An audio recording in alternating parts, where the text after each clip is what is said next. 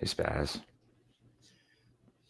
Quack, I'm just so excited. It's another week of football. quack. Wow. Such commentary. Go to hell. Quacking.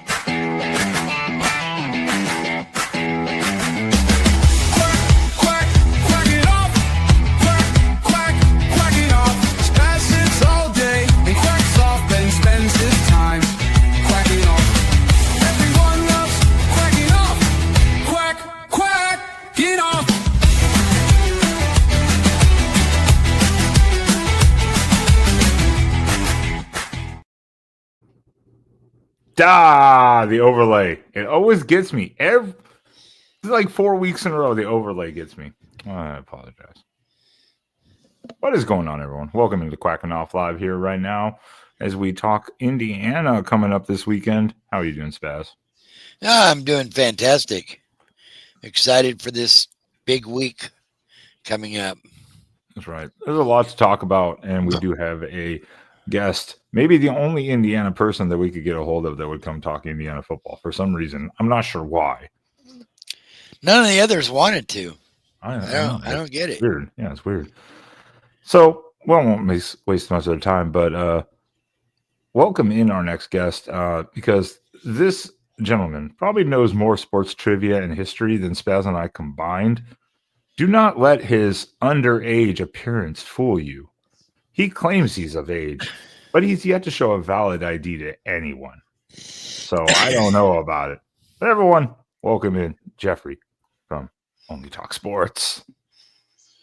Appreciate it, Ben. Wonderful. You knew it was coming. Oh, I did. It still happens. I mean, I'm sure it'll happen for another, 2 or 3 years. I'm sure. It's been a running gag for a long time, and I think it's great. So yeah, you got Jackson already clarifying my age, but no one believes it, so it's all good. But I did have a longer intro for you, but I decided to edit myself. Okay, I appreciate you for bringing me on, though. Absolutely. I mean, I love talking Indiana football. Always a pleasure to talk about IU with anybody who wants to hear. Now they're nationally relevant. I don't even have to work as hard anymore. Like I was the only one out there that would talk about this team when they had Tom Allen, but now everybody wants to talk about them. So it's great. I think it's great for the Big Ten. I think it's great for college football to see these teams like IU and Vanderbilt having success. I think it's really cool. So it's awesome, and again, appreciate you guys for having me on. Yeah, well, last week Vandy got their reintroduction to the bottom of the barrel where they belong, and hopefully this week Indiana will get put back in the Big Ten basement where they belong. No, that's not the basement. The biggest question this week I saw, and just out of curiosity, because you were talking about this, Jeffrey, too, is people said, if you literally had someone locked in a basement, say for like 6 years, they hadn't watched football at all or whatever, and they came out and they were like, what would be more surprising? Oregon in the Big Ten or Indiana being good? And most people were like, Indiana being good. I was like, really? They would just immediately toss out like, oh, Oregon left the pack. Okay, whatever. That's not a surprise. I'm like, I don't know. It was an interesting kind of question. I feel like, Ben, in my opinion, if the question was asked 10 to 15 years ago, the answer would have gone the other way. It's because with realignment now, people are just conditioned to think, hey, realignment, these teams are gravitating towards the conferences with the most money. When USC and, they had the first move, Texas, Oklahoma, going to the SEC. That springboarded for, USC and then Oregon and Washington and UCLA to follow suit. So to me, I think it's just conditioning for people to think that, hey, it's not that, unrealistic. 10, 15 years ago, it would have been insane. But, I still think it's nuts Oregon and Washington and USC are in the Big Ten, and these teams made these moves. But it just doesn't look as crazy when it keeps happening. And now the smaller conferences, all the teams are moving everywhere. So it's bizarre. IU being good, I mean, only college football fans that actually know college football outside of their favorite team know how bad Indiana was. I mean, that's why it's so impressive. I know NIL has helped Indiana in the Big Ten media rights deal, and Kurt Signetti and just a bunch of things have helped Indiana. But at the same time, people know how bad Indiana was. Like the fact that 2 years ago they were 3-9 and now they're in the top 10 with an actual legitimate chance to beat probably the second or third best team in college football. I mean, you can make it a case to be the best team in college football in Oregon. I mean, again, it's unreal how far Indiana's come. Indiana would have been a 35-point underdog 2 years ago. Yeah. Well, and I think, yeah, you mentioned it too. Even 6 years ago, NIL would have been a whole different topic because now it's that, and then you got revenue sharing and the new TV contracts, and 6 years ago, even that type of money talk too. Get out of here! Get out of here with that! Like so. I did want to get your thoughts on this because again, I did tune into your thing briefly last night, and it started heavy and hot. So I'm going to let you get fired up about this game because Spaz and I had a little. We talked our shit multiple times now. So I want you to thinking of NIL and poor performances and pre-expectations. Jeffrey, please let loose on Penn State and James Franklin, please. I mean, it has been a disastrous week for James Franklin because you talk about coming off the Oregon loss. It's just the same old.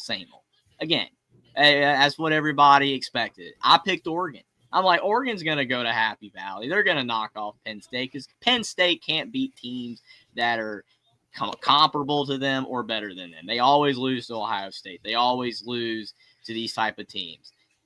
But then you play the worst Power 4 team, just the absolute garbage, just bottom of the barrel. Like you've got group of 5 teams that are way better than UCLA. You saw the New Mexico game. The only reason that you can even find some type of defense, which there is none, towards Penn State is the fact that UCLA fired their coach and Neuheisel, who people are calling Prince Charming or whatever, and a bunch of other things. I don't even know what's going on. It's unreal. Well, he's got the flowing hair. The hair, I know the flowing locks and all that. The memes, the jokes are incredible with Neuheisel, right? So this guy just completely calls a masterclass of a game, and I even heard that Nico called a lot of his own plays as well. So maybe that 5-star talent, a little bit of brain there is kicking in. I don't know. All I know is that I think UCLA with Deshaun Foster does not win. But still, it doesn't matter that Jerry Neuheisel and Nico somehow came together to just ball out. It doesn't matter. Penn State was pathetic in that game. It doesn't matter you're coming off a tough loss like that. Penn State is everything in front of them. Like all Penn State has to do is do what they always do, beat everyone they always beat. They're way more talented than all the other teams in the Big Ten outside of Ohio State and Oregon. They're even Michigan's got a lot of talent, but they still got problems. Like Penn State's the third team there, right? All they got to do is beat everybody, lose to Oregon, Ohio State, and they're in the playoffs. It's no big deal. It's the same thing that James Franklin always does. So you think he'd have his team ready and motivated. They did not look motivated. And Jim Knowles. I know a lot of people are talking about Jim Knowles and saying, hey, Jim Knowles, it takes time for people to learn his defense. I don't even know what that even means. Like literally, Jim Knowles at Ohio State did a whole lot better. And Penn State's got good defensive players. It's not like they have no talent. They are a talented team that looked like, a J-League team out there. I don't even know what that was. It was unbelievably bad. I mean, honestly, I don't have nothing against James Franklin or Penn State personally, but I was rooting for them to lose at the end. When that UCLA guy tripped and stumbled, I was like, what are you doing? You blew the game. And then they went for it on 4th and didn't get it. I'm like, here comes Penn State. And then Penn State does nothing. I'm like, oh, my goodness. It was unreal. Again, if there's any Penn State fans here, which I'm sure there's not, but if there are, Penn State fans, I don't hate your team because that's what everybody always says when I start trashing teams. I don't hate your team. I just thought it was hilarious. Just as much as people think it'd be hilarious for IU to lose by 50 this Saturday. Hope not. It was hilarious to see Penn State lose that type of game because now James Franklin, it's been amped up, and he had the gall and audacity to tweet 1-0 again. What are you doing, man? Like, he should have deleted that, left it in the drafts. I've heard a lot of Penn State fans say that he should not have tweeted what he normally does because you should have went 1-0 last week. No excuses. So, yeah, definitely just bonkers with Penn State. I mean, good of the AP voters to knock them and Texas out of the top 25, by the way. Good job. Because if they had both still been ranked, that's garbage. I mean, they needed to go. They need to earn their way back in, which I don't think Penn State's going to. That's become its own clip video because Jeffrey just went on a 5-minute rant. I knew this would fire him up immediately. We didn't even say anything the entire time. Thanks. Love the James Franklin rant. Yes. I'm just happy I had that game on. That was the fourth game because for a while I was like, I'm not going to waste the screen space for that game. And I am so happy I had it on. Oh, I turned it on. When I saw that UCLA was up big, I turned it on. I had it on in the first half when they were down like 27-7. I had it on from kickoff. I had it on from kickoff. And I was like, what? Just so shocking. I mean, I like literally everything that could possibly be said. And again, Penn State fans completely losing it, which they should. I mean, it's fair and warranted. A lot of times I think people overreact to stuff. That's not an overreaction. They are completely validated and it is reasonable. It is fair. So, yeah. My question is they lose, James Franklin. They fire him. What are they going to get? And I know that doesn't matter right now, but that's the only thing I'm worried about for Penn State is yet again, you want to fire your coach. Who are you going to get to replace? Because you've got to make sure the next hire is better. James Franklin has done a really good job there overall, despite sucking really bad in big games. You know why they can't, though? I mean, it's called that $51 to $56 million buyout. I've heard 3 or 4 different numbers, but it's all basically just average at $50 million. That's why they can't fire. They're not A&M either. Penn State's a different type of program, different type of university. They're literally in the middle of Pennsylvania. So it's a different situation. If they really wanted to get rid of James Franklin, they probably could, but it'd be very hard. Unlike A&M where it was like, oh, let's just get rid of Jimbo. It literally is not going to affect us at all. Well, and the problem with that is the I was listening to, and we'll get off Penn State here in a second. The problem with that is too, if you get rid of James Franklin, then what do you do? Because apparently Kolenicki and Knowles are guaranteed money. So it goes from like 50, unless you keep them or promote them, it can go up to like 80 to 90 million. Yeah, to get rid of all of them. They're not that's why it's not going to happen because they're like guaranteed contracts. Or certain amount, of money. It's like, yikes. Yeah, that's not good at all. I mean, the odds of them getting rid of James Franklin right now are low. I've seen like betting odds saying he's now like the 5th or 6th most likeliest coach to get fired. He's not going to get fired. The only way he would is if somehow they lost every game between now and then and went like 4-8. I mean, yeah, he would have to walk away. Yeah, pretty much. I don't think he's going to do that either. Or take buy me out at half price, but even then, again, you still stuck with the other coaches who aren't going to walk away from that, probably. Rightfully so. They signed a contract, you agreed to it, so why would they walk away from $20 million guaranteed or whatever? That'd be stupid. Yeah, it would be. I mean, at that point, it's like get fired, even if somehow they try to work you down a little bit, like some schools do. Maybe instead of James Franklin getting $50 million, he gets $35 million. It's still like you're getting $35 million to leave. Well, Jackson brings some rated R to the show. Maybe there's a little Michigan State phone call. Yeah, somewhere in the background. Let's hope that doesn't happen for James Franklin. Little Tucker action. Some people probably would hope it happened. But we'll see. God.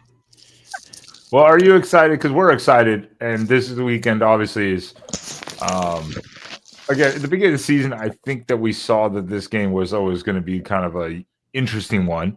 Now we've seen the teams play, and off the bye week, game day will be there too, which is always a pump up. I mean, because it's a midday game on the Pacific. In the Pacific Northwest, it's a midday game, but that means the Oregon students will be drinking all night long. So they will be rowdy as shit, basically, throughout the game. So that's a good thing. And rumor is they're shooting for the game day record. Of drunk people?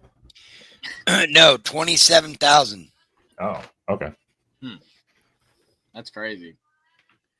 Yeah, rumor came out this week that they want to set the new attendance record for game day.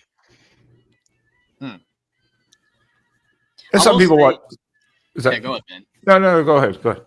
I was just saying, I think one thing that really impresses me about Oregon is the fact that their stadium is not that big, and yet their atmosphere is always rated as one of the loudest in the country, especially in big games. And the decibels are just through the roof.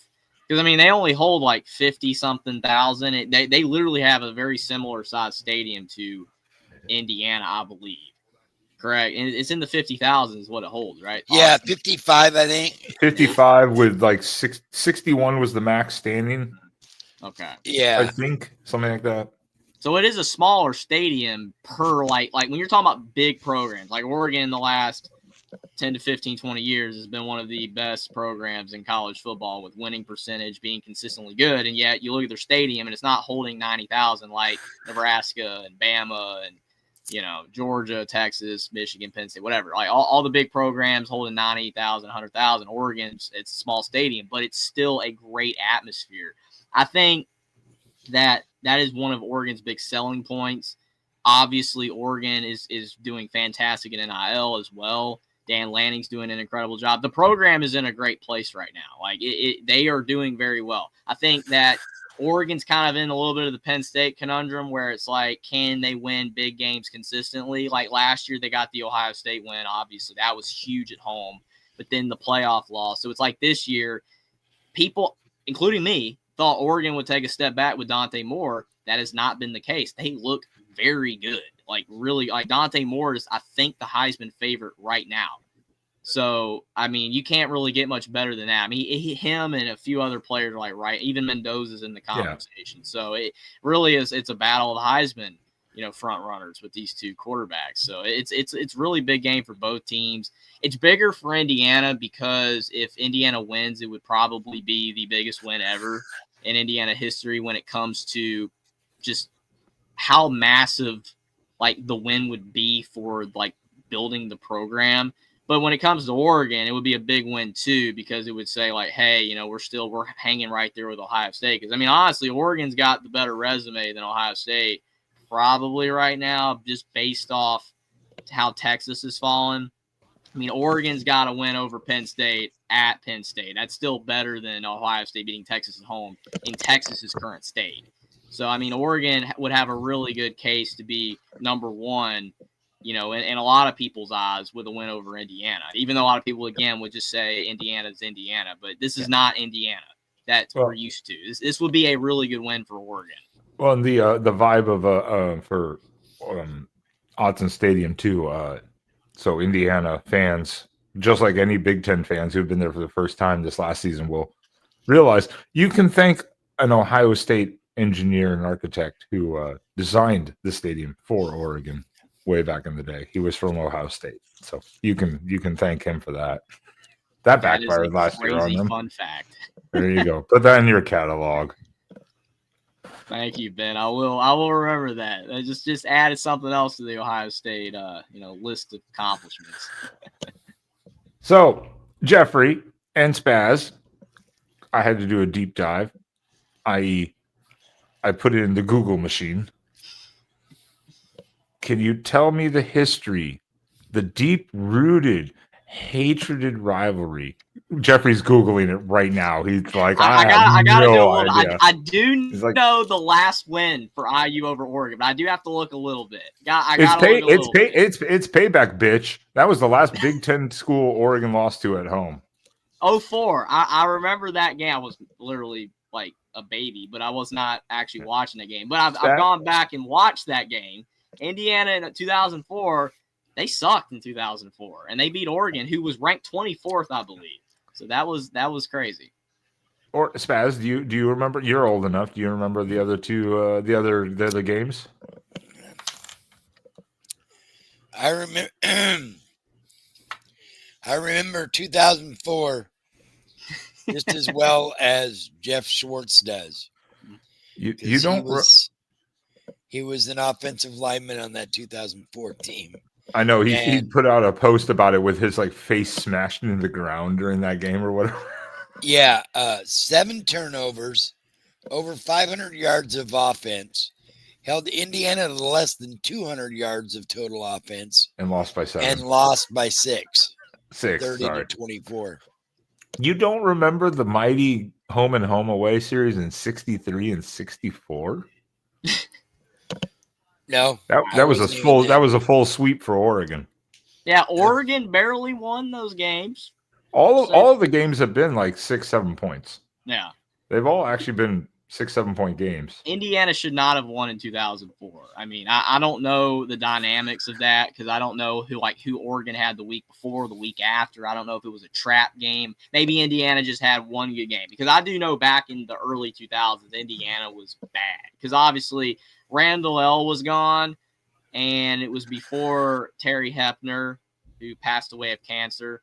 Kind of revitalized IU a little bit before Kevin Wilson, before Tom Allen, before now Betty. Like, they were really bad. I think Jerry DiNardo was still the coach in 2004. Like, that Indiana was, like, awful. I think that was probably Jerry DiNardo's only actually good win ever. So, and he still got fired after that season. Well, it was unfortunate for Indiana because I think the mid-'60s were actually okay for Oregon, and after that, we sucked for 20 years. So... Yeah, IU wasn't bad in the 60s. They peaked in 67 with the Rose Bowl appearance, playing O.J. Simpson, USC, and they lost. But, yeah, like IU... Everyone loses competing against O.J. Simpson. Yeah. Allegedly. Allegedly. Yeah, like I said, I will admit I had to look up the 60s. He's got the knifer's edge. The 2004 game, I knew. I did not have to look up that game. I think that's what most people remember. I just Googled it earlier. I was like, do we have other history? I was like, I don't know. We had to look up Northwestern. I'm like, they beat us once. And I was like, oh, payback's a bitch. Yeah. Well, you guys paid them back really good. There it is. Yeah, that was one of the more boring games of the year. It was. Yeah, USC blowing out Indiana was a boring game. I know that's what Spaz was not talking about. All right. So you kind of talked about it, and I wanted to get into it, and I had a banner for it, and that's what I think was important to this is you were talking about the impact of getting the win this Saturday. Mm-hmm. For Indiana, I think it would be huge because it would be like validation, because everyone gives that whole like, well, last year they beat everyone they should have. It's like Cignetti didn't make the schedule. Indiana's scheduled this years in advance. Maybe they had to replace a team here or there because of realignment, like every team is having to do. They killed everyone they were supposed to, just as they were supposed to. As for Oregon, going into this, same thing. It would just continue the validation to go, okay, you're really good. Cool. But for Indiana, I think it would be more validating if they were to be able to get a win on the road in Autzen Stadium. I think for Indiana fans, I think it would be validating. Yeah, absolutely. I mean, I think that even though, social media, IU fans are pumped up and, all that kind of stuff, most people legitimately aren't, like, necessarily expecting a win. They're just excited to be here. Because, again, it's unreal. This is remarkable. I never would have thought, being a Alabama fan who likes Indiana football, because, I don't know, it's just my weird quirk, that Indiana would have ever been good. I was like, hey, I like rooting for a bad football team that always sucks. And now this team just completely turned it around, and they're ranked above Alabama. It's just, for now, it is unreal. I mean, like you said, last year, that statement bothers me so much where people say they beat everyone they were supposed to. No, they did not beat everyone they were supposed to. They literally were projected to win 4 games. I think Vegas had them at 4.5 last year. I picked IU to go 7-5, and people said I was off my rocker. They thought I was crazy for saying Indiana was going to go 7-5 last year, and they went 11-2. So no, they did not beat everyone that they were supposed to. That is a fallacy. That is ridiculous. The reason that IU beat everybody they were supposed to was because once they started winning a lot, the odds started to favor them slightly against Nebraska and against Washington and against Michigan. But it's not like they were supposed to win those games in the preseason. All those games were supposed to be L's. I predicted all those games to be L's. I mean, they were not supposed to do what they did. It was unreal. And yeah, I know that those teams did kind of turn out to not be all that good. Michigan was great defensively, but no quarterback. But like that was what Signetti did was unreal, and he deserved Coach of the Year. Only Dillingham had a case, but he even had year one. Signetti had no year one. He just came and just completely flipped the script. It was unreal. And then this year, I was telling everybody, hey, I think that with the schedule, they're going to take a bit of a step back with the record. I think the team will be probably just as good, but they're probably going to lose 3 or 4 games this year because of the fact the schedule's harder. And now we're at this point where IU is undefeated with a win over a top 25 Illinois team by 53 points that people just still want to throw out and say it doesn't matter, which is hilarious because if Ohio State beats Illinois by 53, then that is just, oh my gosh, they're the best team in college football and it's unreal and their talent and Jeremiah Smith's amazing. Or if Alabama does it, Alabama's goated and Nick Saban is gone, but DeBoer's elite, Georgia, whatever. IU does it and it's like, well, Illinois just sucks. And then Illinois turns around and beats USC. That's not a bad win. Illinois is not a bad team. And we'll see what they do against Ohio State. But that was an elite win. And then they follow it up with who I predicted them to lose to, Iowa. I did not think they would go to Kinnick and win. I know Iowa is not good, but Iowa's a type team that IU in the past would not have been able to win against. They would not have been able to hold up on the lines of scrimmage. They would not have been able to handle the crowd. They would have folded, and they almost folded, but they didn't fold. The O-line held up. Mendoza held up. They played good enough. Iowa slowed the game down. People got to realize that. The score looks bad because Iowa held the ball for like 70% of the game. They did what they do. They held the ball. They kept it away from IU's dynamic offense, and still Indiana won. That is a good win. Like even Ohio State's in the past has had struggles in Kinnick. That's a good win. This is a beast, obviously, against Oregon. Indiana has 2 wins this year that, to me, are better than what they did last year. So even if IU doesn't beat Oregon, I think that they've already shown that they're, frankly, better than last year. I think that the results are backing it up more than last year. But obviously, nationally, people are still not going to want to say it. But if they do beat Oregon, then they have to validate it. There's nothing people can say at that point. Oh, yeah, 100%. I agree. Look, we said Iowa on our schedule this year at Iowa would be, I don't want to say a trap game, but it would be a difficult game because different environment. Kinnick Stadium's not easy. And Iowa generally, of course, defensively is pretty solid. Now, they're not that great defensively this year, but they still have that game plan. Like you said, hold the ball. Just don't let the other team touch it. That's the game plan, you know. I mean, and it's a good game plan. It is. It's smart. So we even said that was going to be a tricky game. I don't hold that against Iowa or Indiana because you came off the high of beating the hell out of Illinois, went on the road, you got through it, and you're like, thank God a bye week, you know, then to Oregon, you know. So it was like you got through the game. That's all that matters at the end of the day. It doesn't have to be pretty. Every team has an ugly game once a year at least. One ugly game. And that's another thing that frustrates me too is the fact that, you know, as I said, if Georgia or Bama or any team like that, Ohio State blows out Illinois, how impressive of a win that is, best team in college football. Indiana does it, oh, it doesn't matter. The other thing is that result against Iowa. Indiana barely wins, and then what are people saying? Well, they barely beat Iowa. They're still no good. Whereas if Alabama or Ohio State or whoever Ohio State beat Nebraska last year 21-17, and Indiana beat them 56-7. But who won when they played each other?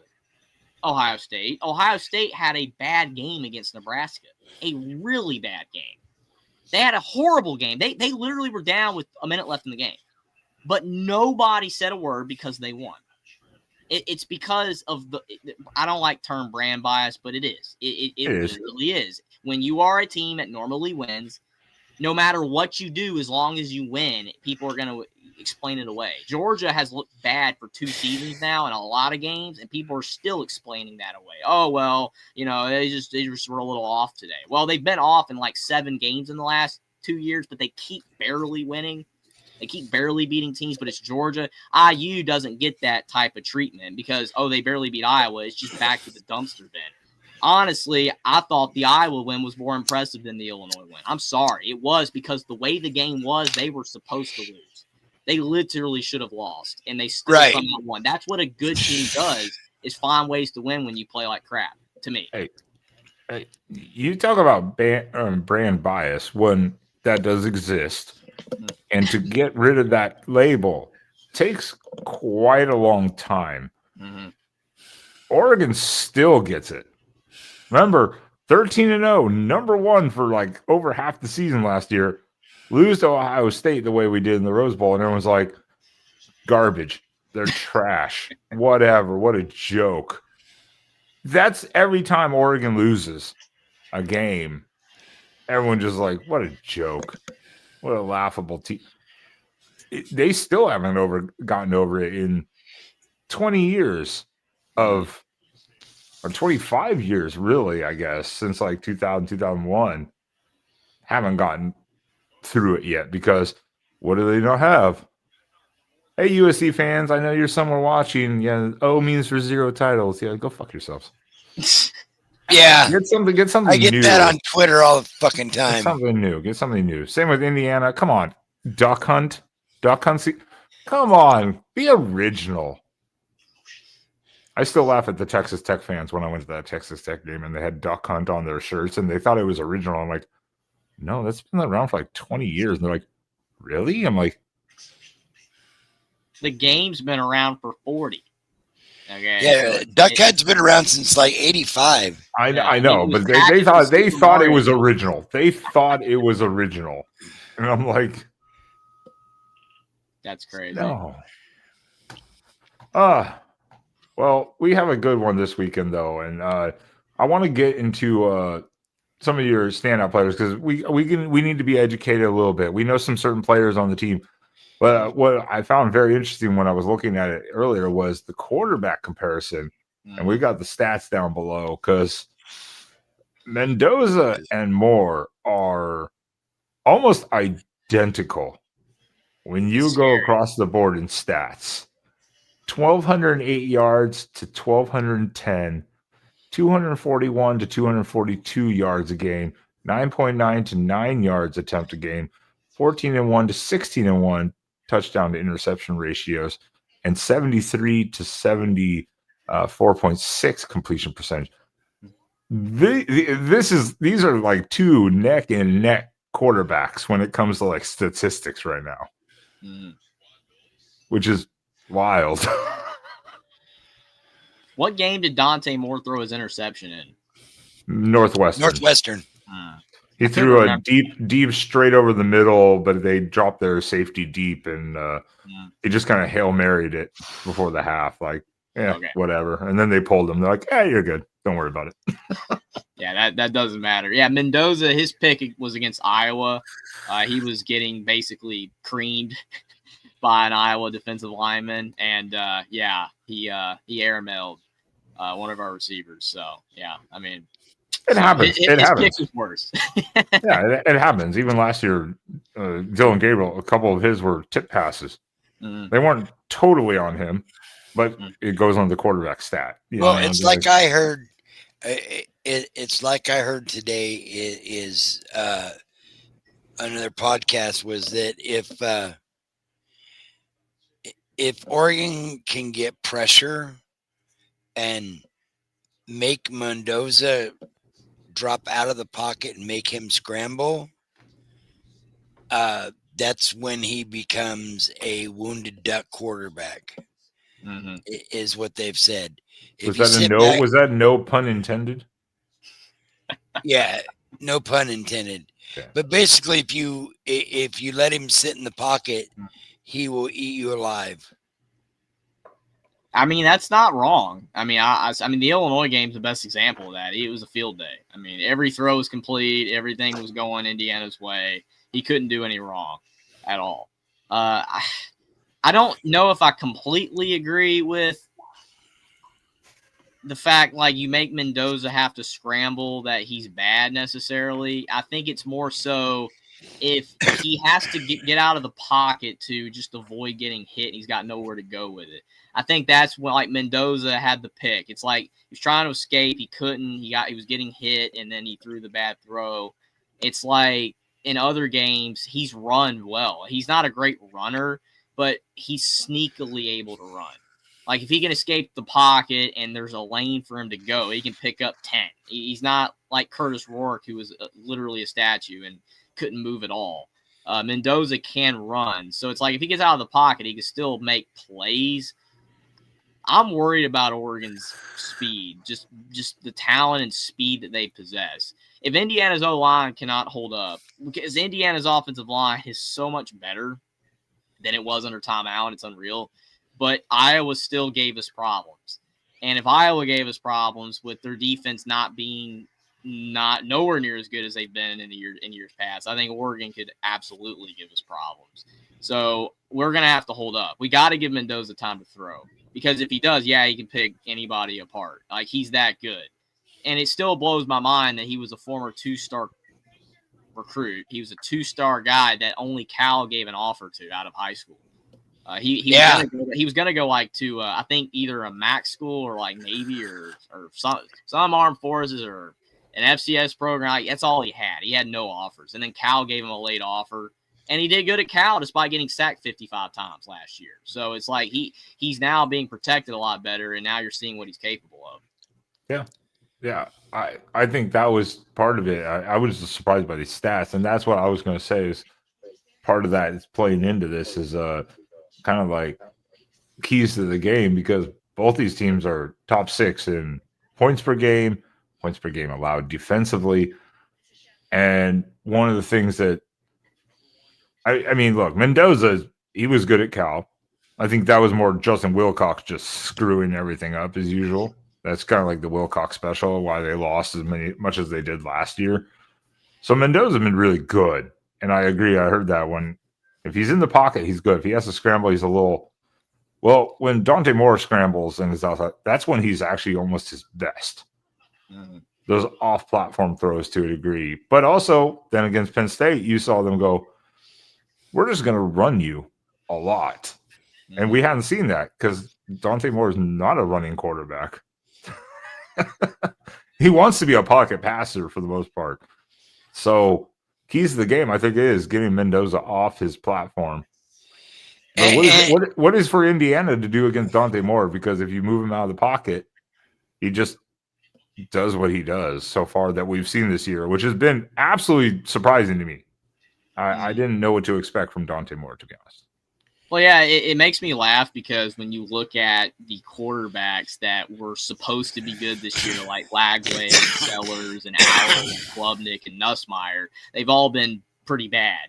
And then you look at Mendoza and Mateer before his injury and Dante Moore, these guys have been great. And then people are saying, oh, the quarterback class is trash this year. It's like, no, you just hyped the wrong guys. You just picked the wrong quarterbacks that you thought were going to be good based off their experience and based off what they've had done in the past. They showed a lot of potential to improve. I mean, Aller and Klubnik have both taken steps back this year. They were better last year. So it's just looking at it. Yeah, it's a shock that Moore and Mendoza and Mateer and these other guys, and even Carson Beck, have been doing so well. But it's also kind of not, because when you kind of peel back the layers, Mendoza was very good at Cal. And he's doing even better with a great offense. I mean, it's just the way that it is. Everywhere Fignetti's been, he's had great offenses. Dante Moore had tons of talent out of high school. he just never got to realize it, and it's being realized on a very good football team. I was skeptical of Dante Moore. I'm not going to lie. I thought Oregon would take a step back this year because I did not think he was going to be anywhere near as good as Dylan Gabriel, and I was wrong. He's been incredible so far. He's been way better than anyone anticipated. But he always had the talent. The talent was there. It was just, was he ever going to realize it? You know, because a lot of guys do not realize. There's tons of 5-star and 4-star quarterbacks that flame out and never do a thing. But Dante Moore doesn't look like one of those guys. He's been great. I think for Indiana to stop Dante Moore, I think their best bet is to do everything they can to keep him in the pocket, like you said. I mean, Indiana has been a little susceptible to QB run. They allowed the Old Dominion quarterback in the first game to run for like 100 yards, but it was essentially on like 3 plays. So, I mean, that was also game 1. They've tightened that up. They've been better since that game. I mean, Indiana had issues last year with QB run. So I think with Indiana's defensive style, they are susceptible to QB run. So I don't know if they're going to change their game plan because of Dante Moore, but I think that it would be better for them. You know, you don't want to sit in the pocket and pick apart, but you don't want to run it all over you either. So I think IU's going to have to do better in that department because they just really – they're not the best team with QB run on defense. I'm not going to lie. They're not terrible, but they do have the susceptibility to get beat on those type of plays. Not like LSU, though, against Bama last year. Not that bad.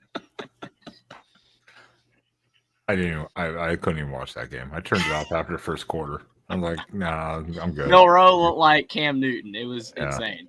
Looked like he was running against air. Yeah, I think the big key is, really is, I don't think if you're Oregon, you want to get into a, 2021 shootout with Washington State where they had to win it.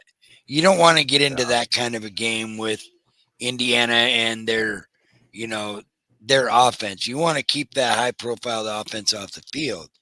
So if you're Oregon, you got to run the ball like you did with Penn State, and you got to control the clock, control the game environment, let your crowd get settled in, and run the ball, and use Dante effectively where need be. If you're dropping Dante back and throwing 35, 40 times, that's probably not a good game plan because you're probably going to end up in a shootout at that point. And I don't know if you want to get into a shootout with Mendoza. Well, and I think that's fair. I think that's what both teams want to do. I think it's both teams want to just establish a run. Both teams like to run the ball. Both teams, the guys, quarterbacks are basically neck and neck, almost equal statistically. So I think both teams still want to run the ball. It's just who does, what defensive front stops the other team. And Oregon's done a lot better this year until about the mid-4th quarter against Penn State, when Penn State got frantic mode, to have to like save themselves. But so I think it really does, and it's always cliche. It comes down to the lines of scrimmage. Yeah, I know. Every game matters with the lines of scrimmage. This is what makes me laugh with that. I will say, and a big key too is, can Indiana get an early score? Try to get Oregon reeling. Try to get the crowd a little uncertain, because if Oregon scores 2 touchdowns and they're up 14-0, it just kind of already feels like it's over. It's already spiraling a little bit. Yeah, and then Indiana's playing from behind. They're panicking. Then Mendoza might throw a bad ball or whatever. Then the crowd's really going crazy. I will say another thing that probably nobody's talking about that has been an issue, and I hate admitting this. It almost feels like an Achilles heel for Indiana. It really does, and it's so bizarre that this is actually a thing. Indiana does not audible at the lines of scrimmage. And that's why when they're on the road, they struggle with crowd noise because they can't hear. So a lot of times when quarterbacks and the coaches are struggling to communicate with the headset, like between each other, and things just look wrong, then you'll have like the quarterback change at the line of scrimmage. Ty Simpson did it a lot at Georgia, a lot. Like you could tell like he was just making it his own like adjustments at the line. Indiana doesn't really do that. And so you'll have IU's offensive coordinator Mike Shanahan call the play, and that's the play. And if you can't really hear it, then there's issues. And that's why sometimes they kind of screw up a little bit. Because against Iowa, they were not as crisp. And that's what worries me. They're going to have to let Mendoza be free to make his own adjustments at the line of scrimmage if things don't look right or if they're not communicating very well because the crowd's insane. You got to do that. All teams do that. Mendoza seems like a really bright individual. I'm sure that he studies the film. I'm sure that he can make the adjustments. Because if you don't, Oregon's going to feast on that. That's what worries me. Hopefully Signetti watched the Ducks versus them when they showed how Oregon was training for the whiteout noise. Because if you were watching, we talked about briefly during that, you're watching our center Poncho and the O lineman talk. Quiet, because the whole practice, all that practice for Penn State, they did quiet. They didn't say a word the whole week for practice. They had boom boxes right in their ears during the. So they just did it silently, completely silent. That's why they didn't have any false starts. That's good. Because they were like, this is nothing now. So that is a concern for Indiana. I would agree. The crowd noise. If this was at Indiana, I would be more concerned for Oregon, but the way they practice, maybe not so much. So Indiana will be interesting. Mendoza's been at Oregon before. He's played at Oregon before. That was a sloppy game. Oh, by the way, Spaz, there is supposed to be rain potentially this weekend. This might be another fumble fest like that Cal game in 20. I don't think it's going to be that much rain, but they're talking 20%, 30% chance. That Cal game, though, there was like the first half, wasn't there like 5 fumbles? Yeah, it was awful. Like that. It was like, oh, God. It's like that Washington game against Oregon State. The last year Oregon State was good. That game was crazy, too. Yeah, Penix, couldn't throw. Like, the dynamic passing offense got obliterated by the rain. So Washington took that one out. But, yeah, when there's a lot of rain, that changes the dynamic. I hope there's no rain. I hope it's just a, fair weather probably game. Won't be. Maybe some mist, a little cool weather or something overcast. But NJ Dog brings up a good question here, and I kind of agree. I mean, one, I think it is more in Mendoza 1 and 2 or kind of 50-50 right now. Yeah, definitely. If the winning quarterback looks good, like let's say they both throw like 3 or 4 interceptions and they don't have any impact on the game. I don't know, but if one like really shines, yeah, of course. At least 250 to 300 yards, 3 touchdowns, and no interceptions. Like that type of game, even like 1 pick, 3 touchdowns, 1 pick. Well, even like your average 250. 2 touchdowns, maybe a rushing touchdown or like 70 yards rushing or something, no picks. Yeah, that guy's going to be definitely kind of stand alone the favorite, I think, at this point in the season anyways. Still early, even though it's halfway through the season already. Which is insane. I still can't believe that it is halfway through the season. That's what we said on Monday. I'm like, how are we halfway through the year already? This has been the fastest college football season I think I've ever experienced. I don't know what's going on. The season is wearing Spaz out. He's tired. He's old. He's an old man. Yeah, it's all good. Then and is there? Let me see. So stakes. Well, talk about your running attack. Oh yeah. That's what I was going to say. Standout players, because we all know Mendoza, we all know Surratt.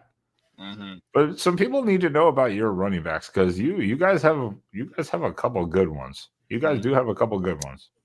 Yeah, we had a 3-headed monster for a bit early in the season with Roman Hemby and Lee Beebe Jr. and Kalen Black. But unfortunately, Lee Beebe Jr. is out for the season. He got hurt in practice. So yeah, that kind of sucks. But it is what it is there. And so now you've got Roman Hemby and Kalen Black, who are both playing really good. Roman Hemby is the lead back, the transfer from Maryland. He's got almost 400 yards, I believe, on the season. I mean, he's even against Iowa, we ran the ball okay. And that's another thing. Like, Indiana has never been able to run the ball against a team of any capability. And they ran the ball pretty well. I think Hemby had like 87 yards rushing against Iowa. And I know people are like, well, hey, that's not good, but that's good for Indiana against Iowa. That's really good. If Roman Hemby rushes for 75 yards against Oregon, which I would say that's not going to happen, but if he does, like 15 carries, 75 yards, and a touchdown, there's probably a really good chance Indiana's in the game. Because if they can just take pressure off of Mendoza and make it where he doesn't have to throw, because you mentioned Dante Moore not wanting him to throw the ball 40 times. That goes the same for Mendoza. I don't want Mendoza throwing the ball 40 times. If he's throwing like 25 to 30 times, that's fine. But if you get into the late high 30s, low 40s, then that probably means we're not running the ball, and it probably means that we're losing. So we got to be able to run the ball. You don't have to be dominant on the ground to win big games. You just have to do enough to be able to, hey, it's 3rd and 2, and you pick up the first. You know, those type of plays. So you just got to be able to make it where you don't have to pass, where the defense has to at least respect your run game. And I think we can do that. I do think we can. And in all fairness, too, with the whole equal passing stats between Mendoza and Moore, Indiana's actually rushed for more yards than Oregon as a team at this point. Now, and that's a complete team. I'm not talking about individual players. Mm-hmm. Now you can say, well, Indiana's first 3 games against who? Likewise with Oregon, Oklahoma State, obviously. Spaz, what's your trademark? Old Dominion's better than Oklahoma State. You watch your dirty mouth. What's your trademark statement there, Spaz? Don't get Gundied. There you go. Don't get Gundied. Oregon has the potential to send 3 college coaches home by the end of the year. You've already sent Gundy. We're not. Signetti's fine. Signetti's fine. You're probably sending Trent Bray packing by the end of the year in Corvallis. And if James Franklin loses 2 more games or more, and there's a high probability they've got Michigan, Ohio State, and Indiana, all 3 left still. If Penn State goes from number 2 preseason ranked to a 4-5 loss team, those boosters may say, fuck it, get rid of him. We're done. I will say you've got a great case on the Gundy, though, because that game completely just ended Gundy. But Trent Bray was screwed either way. I mean, in all fairness, he did fire. In all fairness, he did fire his special teams coach finally after they got like 4 field goals blocked against Houston. So you obviously receiving wise too. I know the rushing. You guys have good numbers. Average 6.1 yards carry. Pretty good across the team. You've got Elijah Surratt. Tell us about Cooper and Williams. What do they bring in the receiving? Because those are the next 2 main receivers by far. What are they going to bring against with Oregon? It's still a young secondary, minus like Thieneman, who's the plug and play guy. But the secondary as a whole is pretty young for Oregon. You know, a lot of redshirt freshmen and even a true freshman and stuff. So it's like, what can those 2 do to shake that secondary off? Yeah, that's been a big key for Indiana under Signetti is talent acquisition, because you talk about the fact that it's not just one guy that's a problem. Like, you're going through the roster and it's in the positions and there's multiple guys. I never would have thought in my life that Indiana would have 3 legitimately good receivers that actually could be drafted. Like, that literally is possible. EJ Williams was a former Clemson wide receiver who was a highly rated guy. He was borderline a 5-star wide receiver back in 2020, I believe. 2021, either 2020, 2021 class. I can't exactly remember which. But he's had a lot of injuries, and this year he's finally healthy. He has not had any injuries. He's finally healthy, and he's playing very well. And he's our 3rd best receiver. So, yeah, that's incredible that a former Clemson receiver – I mean, we're talking about guys that Indiana would have never sniffed before. Surratt is a unique individual because he was a FCS player. That he was a no-star player. He was nobody. He got recruited by St. Francis, PA. He was absolutely the bottom of the barrel player, and he worked his way up. Just incredible growth from him, effort to land at James Madison in the portal from St. Francis. Played great there with Signetti, and then goes to IU. I mean, he's a rare type of guy. He's not a guy that typically has great success. A 0-star guy to All-American. It's pretty incredible that, it can happen. So IU struck lightning in a bottle there. Cooper was a 4-star recruit as well. He actually was a highly rated guy that Tom Allen got, and Signetti was able to keep him when he took over. And Cooper's very talented. His issue has been is its inconsistency prior to this season and the first half of last year. Up to the second half of last year, he'd always been like 1 or 2 plays he would flash, kind of like Donovan McCulley, like how he's finally kind of doing something in Michigan. He was good at IU, but he would have his moments. But that's the way Omar Cooper is. Like he'd have like 1 play for 60 yards and then he would just disappear. This season, he's been way more consistent. He's had 1 bad drop, a touchdown pass that we should have had in one of our easy games. It was 1 bad drop. But other than that, he's caught every other pass. They use him in gadget plays. So they've used him on reverses. They use him sometimes like for plays like that. So I think he's got some rushing stats too. A couple, not true rushes, but they count that way. And it's 2 stat wise. It's 2 for 78 yards. Yeah, so like 2 gadgety type plays that aren't really rushed. Not like he's running up the middle. So just crazy plays there. So they use him in different ways, in ways they don't use Surratt, because Cooper's got an extra gear that Surratt doesn't. Surratt's kind of just, he's not slow, but he's more of like, he's just reliable. He's all reliable. He makes the catches. He gets enough separation. Cooper flashes. Cooper pops off. And he can be the best receiver on the team. There's been moments this season where he's been way better than Surratt. That's how good he can be. He's just not as consistent. But if he can be consistent, that 3-headed, it's all up to EJ Williams staying healthy, which he has. Cooper being consistent, which he has. And Surratt just has to be himself, and he has. So far, our 3-headed monster receiver is great. And we actually have like a couple other guys that are behind them that are really good, but they don't even play. Because the fact that like we've seen them against, that's why we've been blowing out teams like we have. Because even against Illinois, those guys came in and we were still scoring. So it's like LeBron Bond. He's a young guy that's so fast. He's unreal. He's a Cal transfer. I thought he might even be almost a starting level player because he transferred with Mendoza from Cal. He's not playing basically at all. He returns kicks. He had a punt return touchdown again in one of our games. So we got a lot of guys. Like, again, it sounds crazy because in the past it was like, well, Indiana's got Penix and Freifogel and that's it, or whatever. Now it's like you've got this guy and this guy. And, hey, this guy doesn't even play much, but he did this. It just sounds like a much better football team. Our receiving core is probably our best position on the entire team when it comes to depth anyway. Can I give a quick shout out too when we're talking about rushing stats? I don't think we'll see him in this game because he only has 5 carries. Give a shout out to Solomon Van Horse. What a name.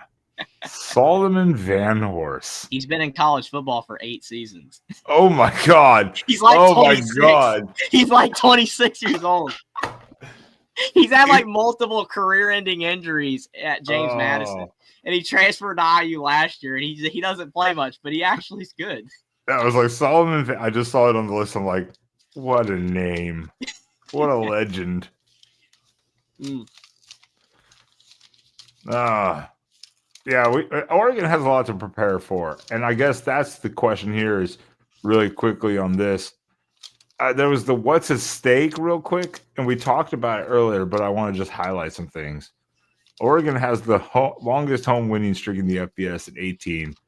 Indiana is 0-46 all time on the road against AP top 5 team. Now, Oregon is Oregon's number 3 now. They were number 6 last week. I apologize for that. I got my things up.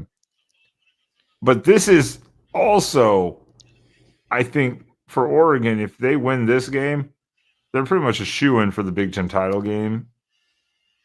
Potentially, unless something catastrophic happens, but at least the playoffs. If Indiana wins this game, their trajectory, obviously, skyrockets. yeah, easily. I mean, if Indiana wins this game, they're going to essentially swap places with Oregon in the rankings. They'll move up to probably 3. I mean, I'd love to be higher than that, but it would probably be 3. And you're talking about recruits. Like, we already got a highly ranked quarterback in 2027 who's trying to actively help Signetti recruit players. You win this game, yeah. There's guys that I use in talks with in the recruiting circles with the Georgias and the band. I mean, even Mendoza was recruited by Georgia in the portal. So like IU is elevating the recruiting. A win like this further elevates the recruiting. You know, I mean, it just that's how that works. I mean, the boosters, the donors, all that kind of stuff is just going to go AWOL through the roof for IU if you win a game like this. Because now it shows like, hey, IU actually is among Oregon and Ohio State. Like they're up here in this stratosphere.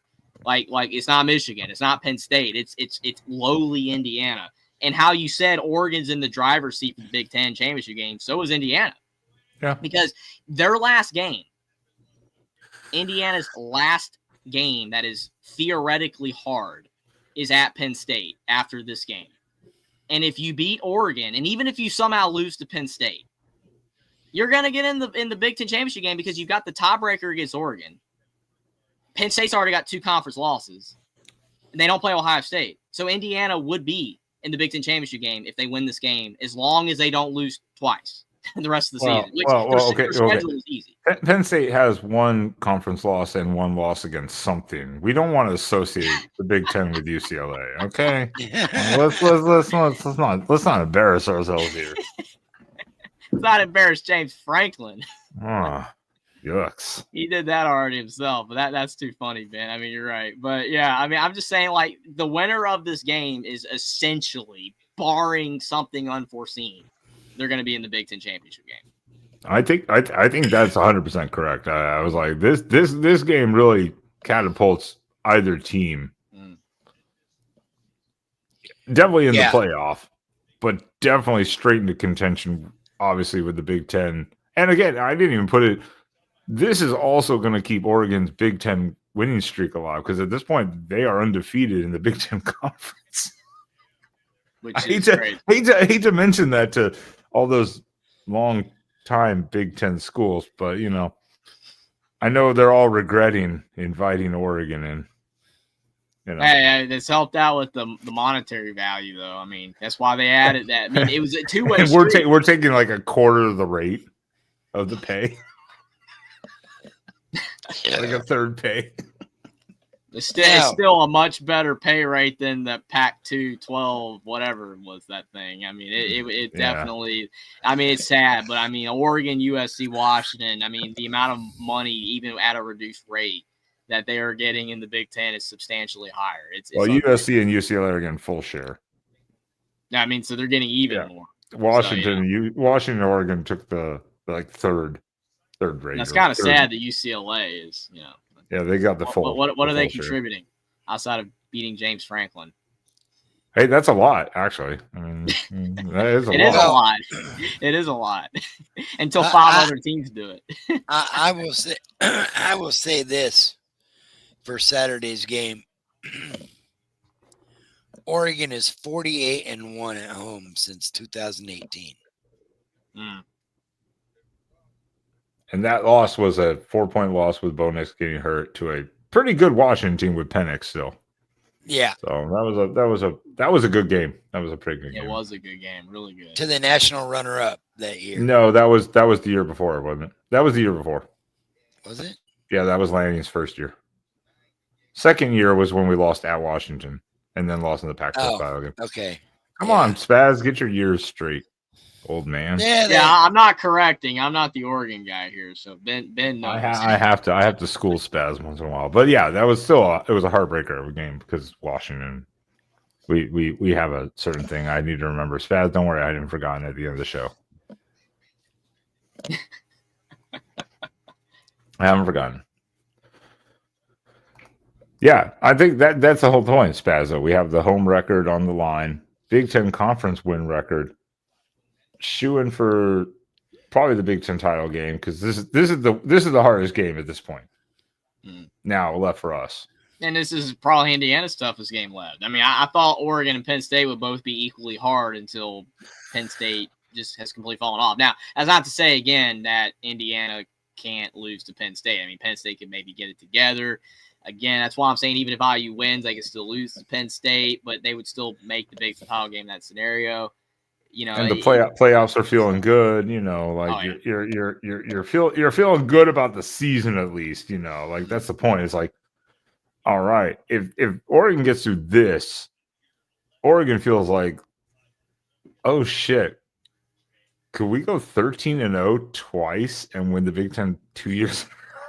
And which would be massively impressive. I mean, last season's team should not just be thrown away. I mean, it was a great team. Yeah, you know, the performance in the playoffs was awful, and Ohio State was incredible in the entire playoffs.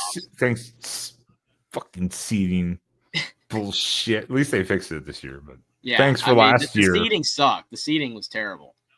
I mean, Indiana got stuck playing Notre Dame on the road, which, I mean, let's be honest, was not an easy game. Notre Dame was very good last year.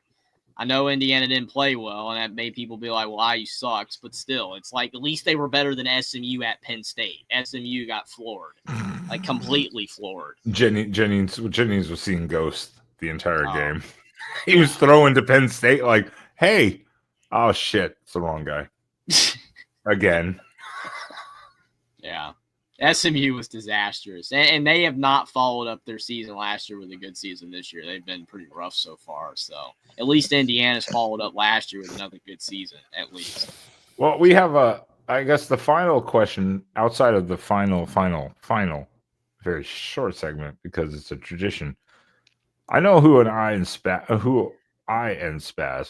don't know why I said who I and Spaz would, but I don't. There's a third person here somewhere. Spaz is like dying over here. Look at him. He's licking his lips. He's like, I'm parched. I think, why is this not scrolling across the bottom? I hate when this does that to me. Scroll past the bottom. Everything else was working perfectly.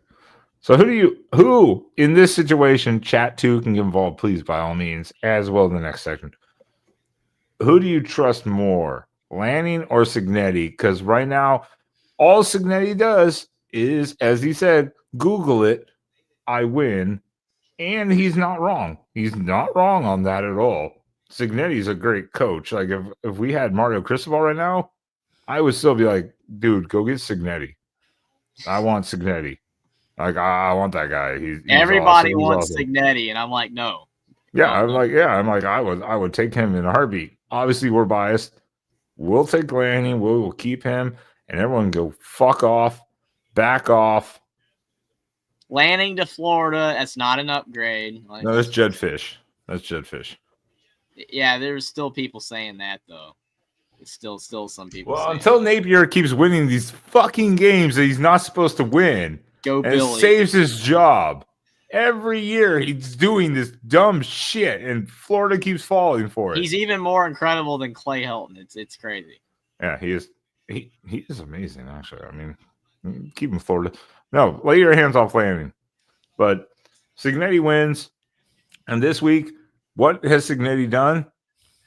Not given Dan Lanning any fire to play with motivational-wise. He's like, they're a good team. Lanning's like a phenomenal coach that's come out in the last couple of years. He's amazing. I'm like, oh, smart man, Cignetti. Smart man. Only Mendoza has given some food. Oh, I haven't heard this. Was Mendoza talking shit? It's not that bad. But go ahead, Spaz. You can elaborate since you brought it up. Basically today he had stated, I've played there before. It's not that loud. It shouldn't be a problem. Oh, man, your quarterback just fucked you all. Hey, it's not me. I wouldn't have said that. I wouldn't have said that. But. He shouldn't have. Cignetti was saying everything right. He was like, It's a great place, great atmosphere, great team, Signetti great is coach. a smart man. People think he's a moron, but he is a smart man. I mean, like one of the most goated lines that he said beside the "I win Google me" and Purdue sucks, so does Michigan, Ohio State, and all the other legendary things that he has said was literally he said, "Oh yeah, we beat Illinois. Now we've got a tougher game coming up." It's like that's just incredible. Like the way he said it though to the media was just great. And they were like, "Oh, you beat Illinois, a top 25, top 10 team. Oh my gosh, what are your thoughts?" He's like, "Yeah, it was a good win, but we got a tougher game coming up." Illinois fans were so mad. I'm like, you don't understand how genius that was though. Like the way he said it, how he said it. Like, come on, he knows what he's doing. He knows not to say anything. I mean, Mendoza should have said that probably, but I mean, he's played Oregon before. Don't get fire though to any of the staff or Lanning. Do not do it. He will take the tiniest things and turn into a firestorm. Look at Oklahoma State. Look at Oklahoma State. Have you seen like Mendoza talk though after games? He's like a motivational speaker. People are saying like he's like number one in all of his speaking classes or whatever. Well, there's his future career after this Oregon game. He's like a leader when it comes to the vocals, man. Maybe not what he says, but how, like the vibe he gives off, like his tone. He just sounds like a leader when he's talking. It's funny. It really is. But yeah, he shouldn't have said that.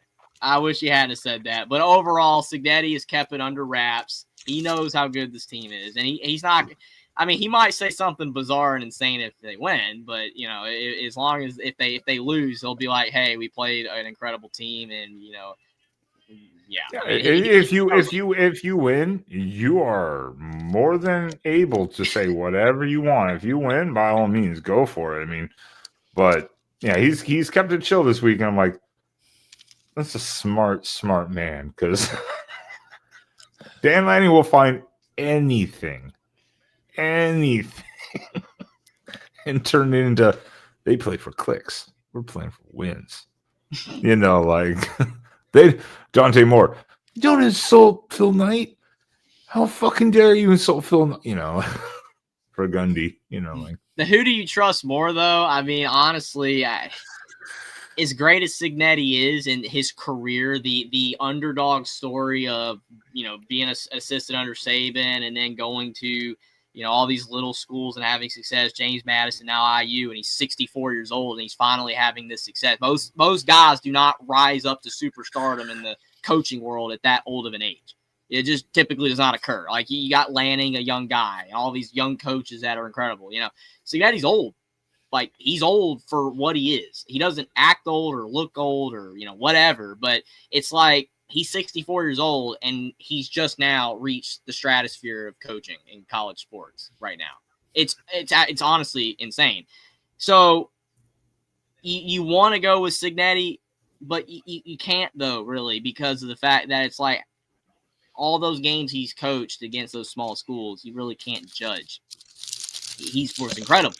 But they're little schools, they're little games. He took underdog programs. Like the one school he was at was like and whatever for years. Like I think he coached Elon or whatever crap, and he coached I think he coached that St. Francis team before that. But it's like he or Indiana University P. That's it. That's that one. He coached that one, so it was destined he was going to be at IU. He's already at IU, but the wrong one.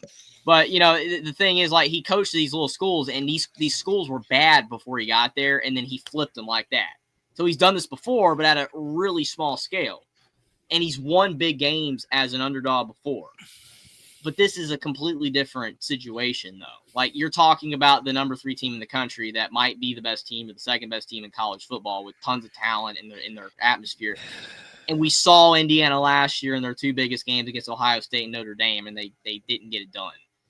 So and they weren't really competitive, honestly. So you got to go with Lanning in this game. You got to trust Lanning more in this game because he's won big games before at home. He beat Ohio State last year at home. I think that you can argue that Cignetti, for what he's had and what he's worked with in his incredible rise, him and Lanning are equally great coaches in different ways and in what they've been given. But in a game like this, I would trust Lanning more because he's already been in this environment of winning big games, especially at home in the past. Cignetti's never beaten a top 5 opponent on the road ever. You know, he's beaten little schools on the road as massive underdogs, but that's not the same thing. It is, I guess, but it's not. So I would say Lanning, even though I think Cignetti and Lanning are both fantastic coaches. Good analogy. I was gonna say, I was like, I love Cignetti. I have nothing bad to say about him because, like you say, and he said, Google me. He's right. He's won everywhere, and guess what? It's hard to win at any level of sports with the hand you're dealt. Mm-hmm. You go to Indiana, you still have to bring people in, build a staff and a culture and a philosophy to win. So even if it's not the same level of quote unquote as Oregon is in the sense of like resources, et cetera, he's done it. So I have nothing bad to say about Cignetti. That's why I said if we didn't have Lanning, I'd be like, I want Cignetti. Pay that man. I'll take him for a few years until he retires or whatever. Who knows? He might be like a Saban, go like till he's like 72, and you'll get like 8-9 more years of, you know, consistency. 8 to 10 win, 11 wins a year. You know, that's maybe what in a Big Ten title or something.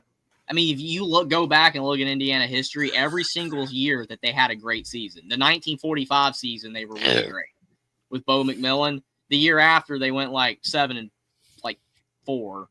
and then the year after that, they were even worse. And then Bo McMillan goes off to the NFL, and then he passes away at a young age. So then you have John Pont in 1967 had a good year, the Rose Bowl team, and then the rest of his tenure was trash. Lee Corso had his 7-0 moment picture against Ohio State and won a bowl game. Bill Mallory beat Ohio State in 87 in the darkest day in Ohio State history. So that's it, right? Like, and that's the last time they beat Ohio State. And then they won a bowl game, which they haven't won a bowl game since 91. So, yeah, like, we're talking about Indiana, like, every time they have a glimmer of something, and then Penix and Allen for a year and a half of glorious success, and then it all falls apart because injuries and trash O-line play, and he transfers, and DeBoer leaves, and Womack leaves, and they all leave, and then he can't replace them. So now you've got Cignetti, and that's why I don't blame people for thinking, well, hey, they had this one good year, they're going to fall off. They're done. Well, so far, they haven't. So I'm like, is this for real for once? Is it for real that Indiana can have sustained success for years to come? If it's not Cignetti, then no one's going to do it at IU. Oh, and by the way, guys, this was brought up earlier today on Twitter, and you just mentioned it a few seconds ago there, Jeffrey. They haven't announced the guest picker yet. And there's an old duck lover / former Indiana coach who's technically retired, but does love Eugene very much. Could they bring 90-year-old Lee Corso to Eugene for one last duck head? One final Harley ride? One final Harley ride. Unless he falls off. I just hate the medics. I just hate that Indiana didn't have a mascot last year, so he couldn't put on the head against Washington. That sucks. Indiana had game day against Washington last year, and he picks IU, and there's nothing. He just puts on a helmet. It's like, it's not cool. Could have had the bison. IU's got the bison now, so it's like, or back. So yeah, it's crazy. Well, and I appreciate that, Frank. That's true. And Trojan, good to see you. And frankly, my half sister, if she drank less, she'd have 1% brain power. If she just drank less and stopped passing on her countertop. on my live streams. Jeffrey the fan of fight. Shots fired. Well, it's kind of hard to root for stupid. Bill Belichick and UNC right now. Oh so. my god! So I mean, oh. I'm kind of holding my own with Alabama and Indiana. I'm holding my own. Oh. Carolina is just bleh. It's just Belichick. That whole thing is just slimy, man. That's a fucking dumpster fire. If I've Is that going to blow up in his face? Is he done after 1 year? Bill Belichick destroyed his legacy in 4 seasons. That's embarrassing. I mean, that's embarrassing. I thought, okay, you have a good season, ride off, let your son take over the team as planned. You're going to end on a dumpster fire season. That's your career. That's your legacy. You couldn't win without Tom Brady. And you sucked at college football. Like, it's bad. All right. Yeah, the guest picker will probably be like Sabrina, maybe. I would think it'd probably be Sabrina. Or she was already a guest picker, right? Like 3 years ago. Yeah. She's an easy get. She's an easy get, kind of like, like that makes sense too. Of course, it would be fun though. That would be fun if they brought him randomly back like 3 weeks after he retired. They're not going to do Sydney Sweeney again. So no, bring back Sabrina. At least she has. They took fire. She took a lot of heat. They took a lot of heat for her. I'll be watching. I have to take Sam to the airport and drop him off by 6 a.m. on Saturday. So then I'm going to go running after I get back, and I'll be ready for game day. So I'll be ready. It'll be an early morning on Saturday. It's going to suck, but thank God it's a mid-afternoon, an early afternoon game. So Jeffrey, we have been here for a long fucking time, and way longer than I expected to be even myself. Because I'm going, oh my God. So, not to put you on the spot, I don't know if you've made it. Any predictions or publicly made predictions? Because this was hard to do. Spaz, it's your favorite time of the week. Score predictions. Because I am sucking ass this year. Yes, you are. Absolutely sucking ass. I am 1-4. Yep. And I took that one win because we eliminated Derek because our old co-host sucks. So Jeffrey, give us your score prediction. I have made my prediction already, so you are in luck because I typically do my live stream for every game. I go live with Will, our good buddy Notre Dame fan Will and D, and we usually do it like tonight or Wednesday, something like that, and we do every game. I had to go live by myself last week because we couldn't do it, but we went live last night. So I do have my prediction for this game, and I think the answer surprised a lot of people because a lot of people think, well, hey, Jeffrey, he's biased. He's biased. He's you know who he's gonna pick. I am biased, yes, like everybody else. And again, I have no reason to like Indiana. I don't even live in Indiana. I have no connection to Indiana. I have no family that went to Indiana. No one lives in Indiana. No one lives in Indiana. I like Indiana for whatever reason that I do. They were a horrible program. I started rooting for them like 8 years ago. I watch Alabama win by 50, and I watch Indiana lose by 50. It's just like, for some reason, like rooting for a great team and a bad team is just cool. But now I use great, so I'm just thrilled. I love it. It's amazing. But yeah, I have bias. But I look at the game, and I look at Oregon, and I look at the talent that they have and the home field advantage and Dante Moore and Lanning. I think Cignetti and IU, this is the best team I have ever seen. They have great players at every position. Indiana might have 8 or 9 guys drafted, possibly. That's how good this team is. For IU, like IU normally has no draft picks or like 1. McFadden got drafted that 1 year under Tom Allen. Yay, that was amazing. But like IU has a legit team. I think IU can win this game. I do. I think they have a legitimate chance to win. But at the end of the day, I think Oregon's a little too much. I picked 31-28 Oregon. So I ended up going with Oregon. I did not pick Indiana. I wanted to pick Indiana, but I can't bring myself to do it. Oregon's the better football team. If Indiana wins, it's an upset. It is. As much as I would like to say it's not, it is an upset. Oregon is substantially better in a lot of areas. So you're calling them beat the spread. Yeah, I think Oregon's gonna It's basically right at the spread, right? Because 7.5, and it's been fluctuating a little bit. Yeah, it's like probably- 7.5 to 8.5, depending on where you look. Yeah, so I think it But started at like 10.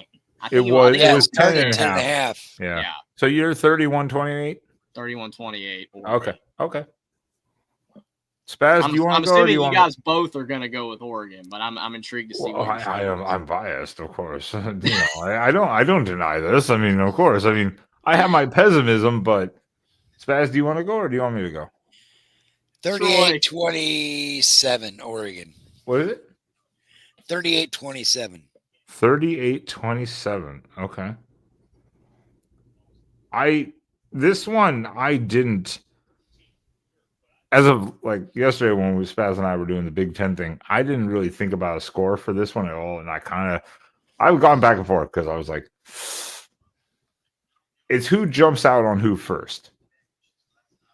If Autzen Stadium does what it's supposed to do and help silence Indiana offense and make those false starts, put them behind the sticks, and Oregon does what it's supposed to do, where in Penn State, like we said, Penn State, they didn't do any motions. They didn't do any jet sweeps. They didn't do anything crazy. They just ran at Penn State, like straight at them. Like, we're going to just beat you. At your This game, they could just open the playbook back up again fully. And Indiana's a good team, so I'm giving them respect. And goddamn, Solid for Ballers stole my score prediction after I came up with it. And I watched theirs, and they had the same score prediction I did. And I was like, you bastards. Absolute bastards. I have 38-24 Oregon. I think they cover the spread. It's not a blowout. 14 on the road, 14 points in that environment. You're Indiana. You're still fine for the season. You got that Illinois win to hang your hat on at this point. You still have Penn State and Ohio State in front of you. And that's what we said about Penn State. They still had the season in front of them. Well, and they blew it up. Yeah. IU is, if they lose to Oregon, is going to fall off and go 5-7 now. Oh Okay. no! Yeah. Yikes! No, they're not James Franklining it. Yeah, Cincinnati is infinitely better bad. than James Franklin. That's not going to happen. No.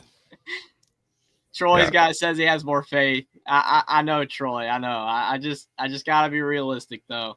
Everyone's kind of in the same ballpark though. We're all at like 31 to 38 to 24 to 27, 28. We're all everyone I've seen now that I've watched after I kind of really thought about it. Everyone's kind of in the same ballpark of score predictions. They're like, it could be close or it could be like a 10-point game, but that's something to sneeze at if Oregon just jumps out on you with that environment. You know, it's not like a terrible thing. It'd be the same thing if we played it at Indiana and the noise got to them or something like that. I'd be like, shit, it happens. You're on the road. And Indiana hasn't been exposed to, as everyone in the Big Ten so far since Oregon joined the Big Ten has said, yikes. You know, they said it. So, I mean.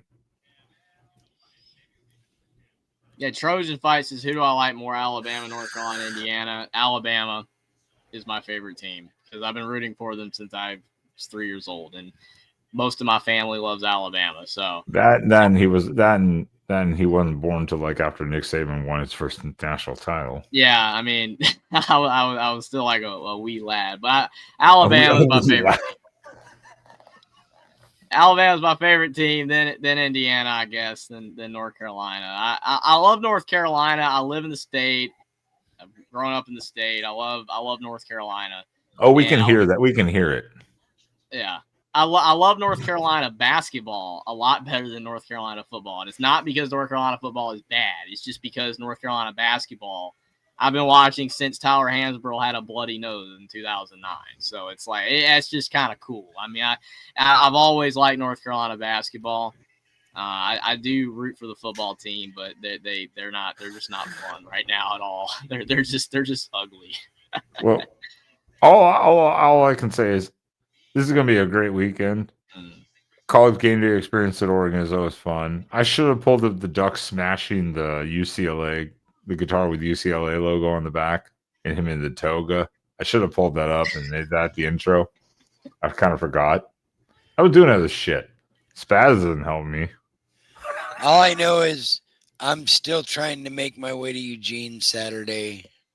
Damn it. That's right. Everyone. I have the gas money. I just need to get a ticket now. But hopefully we'll work on that tomorrow night. There you go. We're halfway there. Positivity. We're halfway there. At least you can get the game. You can get to game day at least. Yeah. You can get to the game day at least potentially. So that's a start. That's a start. That was kind of your key mission right there. Was getting to the game day.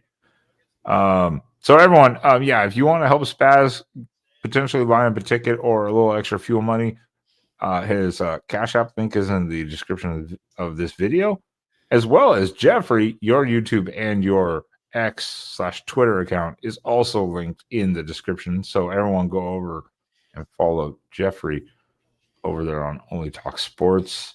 Yeah, Trojan Fight. I'm a broke bitch. I'm on a fixed income, so that makes it a pain in the ass to. I'm a broke bitch too, and I'm on a fixed income. It's called if I don't work, I don't get paid. Yeah, well, a fixed income. I'm on disability, so I kind of think most people are in that predicament. It's kind of how that works. But you're also a credential media member. Thank you, other network. You're welcome. I appreciate you guys having me on. It was I didn't put in for this game because I didn't think I would get it. Yeah, I mean, I don't doubt. Like I said, you got to get to the Minnesota one. I think Minnesota you can get into. Minnesota and Wisconsin, I'll probably be able to get media for. Yeah. But this game, Wisconsin's ugly. They're this game, USC, I'm not going to get a media pass for that. There's too many. There's too many other people that are a little more experienced than I am. They're going to get those high-profile credential spots. But Minnesota and Wisconsin, I should be able to. Let me see if this works. I'm going to post this for you here. Oh, I'm not a mod. How am I not a mod? How am I not a mod on my own thing? Yeah, I was about to say, like that should just be guaranteed. I didn't make myself a mod. So dumb. That's the last thing I thought about. Ben is restraining from having all the power. May Jackson be a mod? Is that proper English? Fine. Yeah, it's close enough. Yeah, you can be a mod. Yeah, we'll give him a wrench. There you go. Here, I'll give. You know what? I'll give this bitch a mod, even though she's drunk half the time. She won't remember. There you go. That's so funny. I appreciate it, Troy V. I appreciate all you guys. I mean, it's I love talking college football. I love the back and forth discussion. You know, I mean, like some people, when your favorite team loses or one of your favorite team loses, because a lot of people have more than one team. They lose, you know, it ruins your day. Yeah, I get a little sad, but at the end of the day, I just love talking football. If Indiana gets blown out, I'll be talking about it. It's not the end of the world. You know, I'm still gonna have fun. You know, I'll still be hyping Signetti up. You know, it's just great. You know, I think it's awesome that, you know, we were able to talk about this game and it mattered. You know, it's great. So I really appreciate it. It's gonna be a lot of fun. It's gonna be a lot of fun. It's gonna be a good game. I think it'll be a good game no matter what. It's just gonna be who takes charge first. I think is gonna be the big difference. And can Indiana handle the crowd? Oh, good God! Now his stalker shows up. Really, an hour and 33 minutes later. I would say better late than never, but I don't know how Spaz feels. It's Spaz. Your stalker is going to have to join us tomorrow night. We didn't even fucking mention that shit quick on the way out here. We didn't even mention it tomorrow night. Holy shit! Tune in tomorrow night, guys. I was able to secure a special guest. Been trying to get this man on for the last. Did we have him on last? No, we were going to. We were going to No. in the offseason, beginning of the offseason, and it fell through. We didn't Massive have him. guess. We didn't have him on the first year neither. No, I don't. No, we didn't not have Big Dave on.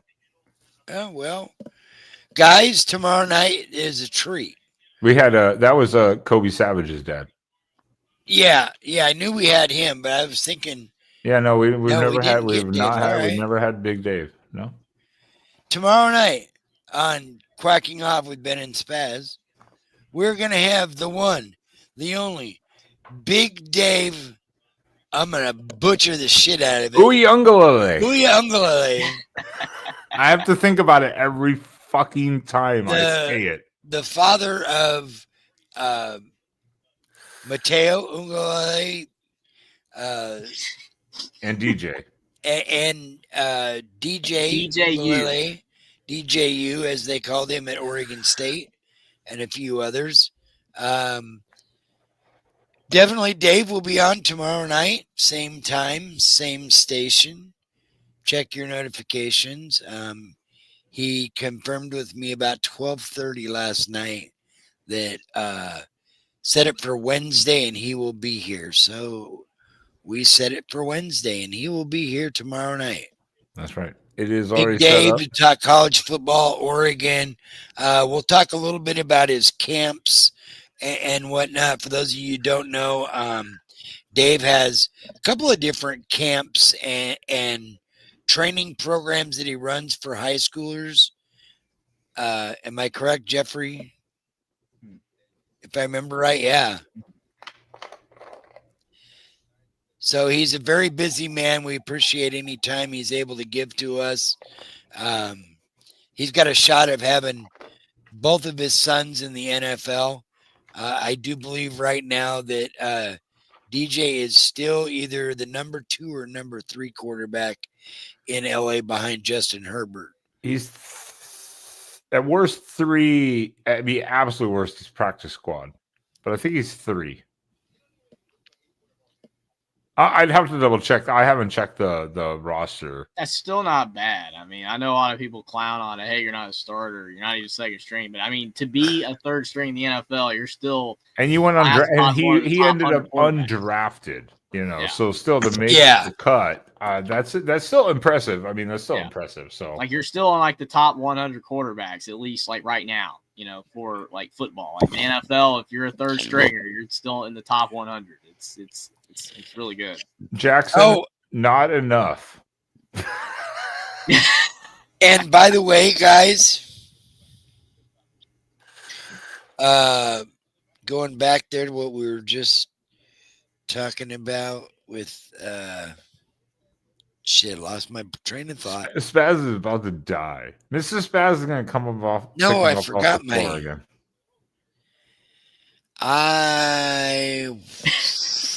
Fuck. He's gone. He's gone. It's about to go off the rails, Ben. No, right. It was important too, and I can't. I don't know. I can't help you, Spaz. I have no idea. Shit. Every time I think of it, the sparks hit. Well, the sparks have sputtered, died, and been extinguished. All right. Well, we've had enough tonight. I think my brain is shit too at this point. So well, I can't help it. My brain. You're not here to help me. You didn't tell me what it was, so I can't help you if you don't tell me what it was. But all right, we gotta get Jeffrey out of here. So we'll do tweets of the week tomorrow night because I didn't pull them up because I didn't give a shit. I had enough stuff I had to do. All right, well, Jeffrey, we hope for a good weekend of college football, an exciting game. I think it will be a good one, no matter who wins. The key thing is always no injuries. Don't tell anybody, Troy. No injuries. I hope it's a great game. So, Spaz, I'll see you tomorrow night with Big Dave. We'll see hopefully everyone in the chat tomorrow night with Big Dave. Jeffrey, maybe we'll get to do a little follow-up later in the season. We might be meeting again in the Big Ten title game potentially. Hey, that would be playoff, great. who knows? That would be awesome. If we meet again, I definitely would love to chat with you guys again. It's always a great time. I appreciate you guys having me on. Like I said, the fact this is a big game is it's special to me. It's special, Yeah. I'm thinking for college football. Like it's a big deal. So I just again appreciate you guys having me on, and definitely if they meet again, that'd be awesome. Yeah, I think it would be a good one. It'll be a good weekend. Everyone, thank you for joining. Spaz, the outro as always. What time is it? It's never a wrong time for it. Fuck Washington. Fucking Huskies.